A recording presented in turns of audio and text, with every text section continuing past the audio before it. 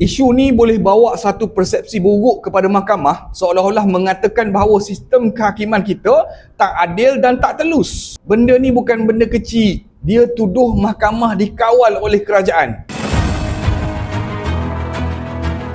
Di sebalik kekecohan pembangkang duk cerita pasal kes Yusof Rota ni, rupa-rupanya ada satu lagi kes melibatkan pemimpin Perikatan Nasional. Wakil Rakyat Don Kijal yang juga Exco Kerajaan Negeri Terengganu, Datuk Razali Idris, dituduh di bawah Seksyen 4-1-B Akta Hasutan 1948. Mahkamah mendapati pihak pendakwaan berjaya membuktikan kes prima facie terhadap Datuk Razali dan memerintahkan beliau untuk membela diri.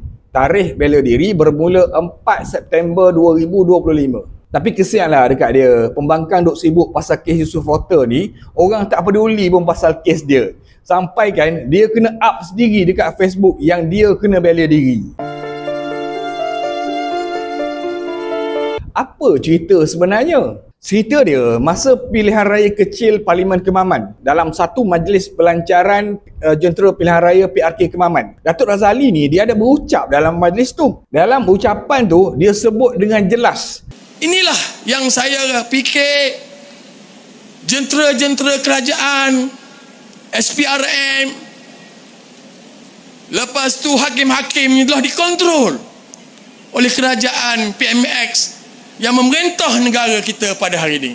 Very clear dia sebut, kalau dia didapati bersalah, dia boleh didenda sehingga RM5,000 atau penjara 3 tahun atau kedua-duanya sekali. Kalau kena yang ni, silap hari bulan jawatan dia sebagai wakil rakyat tu boleh hilang. Pilihan raya kecil pula kita dekat Terengganu lepas ni. Dalam kes dia ni, kita kena faham, tak timbul soal kebebasan bersuara. Sebab kes dia ni bukan hanya melibatkan kerajaan, tapi dia juga seret sistem kehakiman sekali. Isu ni bukan isu kecil. Dia tuduh mahkamah dikawal oleh kerajaan.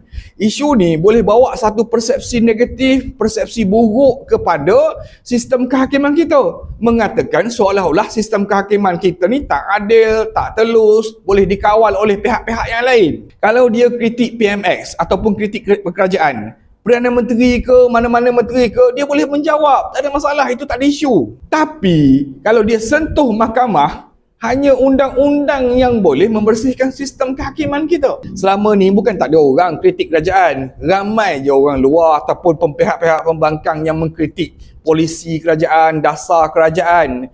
Tapi jangan heret sistem kehakiman kita. Jangan libatkan mahkamah.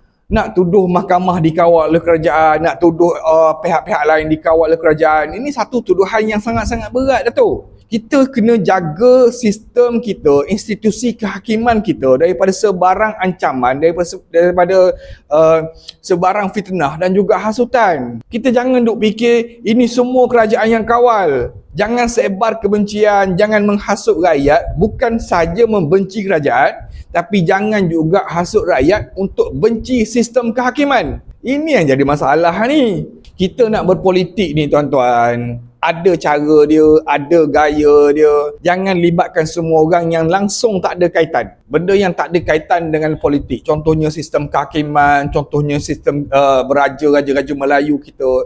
Kita jangan heret dia orang dalam kancah politik. Kita nak bergaduh, Perikatan Nasional bergaduh dengan Pakatan Harapan, dengan Barisan Nasional, silakan, tak ada masalah. Itu tak timbul isu. Memang itulah lumrah dalam politik. Bergaduh dalam politik itu biasa. Lumrah dan normalisasi kita macam tu. Tapi mengheret institusi yang tidak ada kaitan dengan politik, ini masalah. Yang ini bahaya. Sebab itu kes ini didakwa dalam akta hasutan. Dalam negara kita, sistem yang kita guna pakai ialah sistem demokrasi raja berperlembagaan, Parlimen Raja Berperlembagaan. Dalam sistem ini, kita ada 3 badan yang bebas antara satu sama lain, iaitu Badan Judisiari, Kehakiman, Eksekutif, Menteri, Perdana Menteri dan juga Kabinet, dan juga satu lagi ialah Legislatif, iaitu Parlimen, Dewan Rakyat dan juga Dewan Negara. Masing-masing berfungsi secara sendirian. Tak boleh menuduh orang ini, pihak ini, badan ini masuk campur dalam badan yang lain, ataupun pihak ini mengawal badan yang lain. Itu satu tuduhan yang sangat-sangat berat. Seolah-olah ada berlaku salah guna kuasa. Kerajaan salah guna kuasa mengawal sistem kehakiman. Kehakiman pula dikawal oleh kerajaan. Ini tak betul lah tu. Dalam negara yang menjunjung undang-undang, keadilan bukan tunduk pada retorik politik, tapi berdiri teguh mempertahankan institusi dari fitnah dan juga hasutan. Itu saja daripada saya. Jangan lupa like video ni dan subscribe channel ni. Terima kasih. Assalamualaikum.